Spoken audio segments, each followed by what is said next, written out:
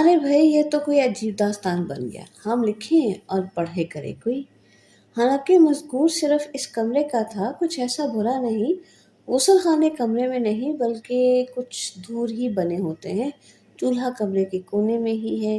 Wash basin भी है जिसमें से इस वक्त भी टिप टिप की सुरीली सदा आ रही है, क्योंकि पानी खतरा खतरा गिरा है, क्योंकि नल पूरी तरह बंद नहीं होता। क्वींस गार्डन के जिस मकान का किस्सा हमने फैलाया है वो भी कुछ ऐसा ही था। लो, उसके ताल्लुक से एक और किस्सा सुनो। नंबर 50 क्वींस गार्डन में कुल 6-7 कमरे होंगे। हमारा कमरा पहली मंजिल पे था, गुसल खाना नीचे ग्राउंड फ्लोर पर। इस गुसल खाने के साथ एक कमरा हाउस कीपर का और एक में एक तर्राहदार और तर्रार किस्म की साहिबा। अब वो क्या करती थी, क्या कमाती थी, ये मालूम नहीं।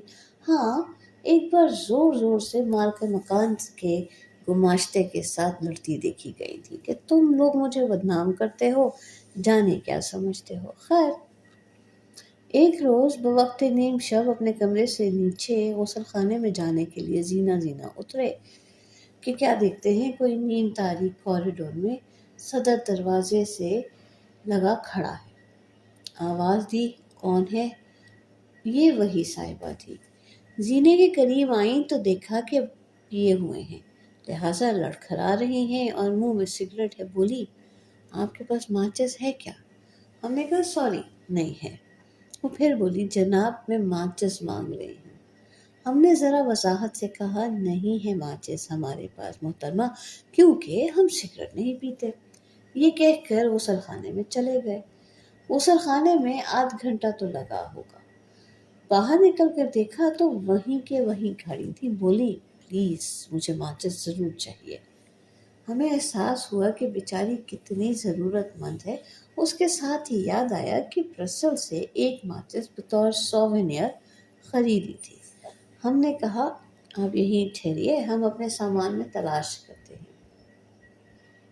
बोली, मैं आऊँ, तलाश में मदद दूँ? हमने कहा, अरे नहीं नहीं, आपको तकलीफ़ करने की ज़रूरत नहीं, आप यहीं ठहरिए। ऊपर अबुल हसन तो सोए हुए थे। हमने सूटकेस के कोने में माचिस दरियाफ्त कर ही ली और नीचे आकर उन साहिबा को थमा के उल्टे पाँव सीढ़ियाँ चढ़ने लगे। हमें ताज्जुब हुआ कि उन्होंने शुक्रिया तक अदा न किया, पहुँच की खड़ी रही। खैर, ऐसा होता ही है। हम ऊपर आकर सो रहे। दूसरे रोज़ बीबीसी में अपने दोस्तों से ये वाक़या बयान किया तो उनको तो लतीफ़ा सा मिल गया। पहले तो खुद खूब हंसे, फिर जो भी मिलता उसको सुनवाते कि सुनो भाई, रात इंशा साहब के साथ क्या हुआ। उनसे कल रात माचिस मांगी गई थी। आखिर हमने पाकिस्तान सेक्शन की सेक्रेटरी मिस माजरी की तरफ इंसान तलब निगाहों से देखा। नन्ही मुन्नी सी लड़की थी, सुनकर खिलखिलाकर बोली, फिर आपने उसे माचिस दे दी? हमने कहा, हमारे पास एक थी, ब्रसल से खरीदी थी। यकदम से जीता होकर बोली, क्या तुम वाकई ऐसे ही बेवकूफ़ हो जैसी बातें करते हो? इस वक्त आपके यहाँ सुबह यानी दरवाज़ा खादर खुलने का वक्त होगा, लेकिन यहाँ चूंकि नीम शब का आलम है, 1 बजने को है, लिहाजा गुड नाइट। बाकी वारदात अगले किस्से में।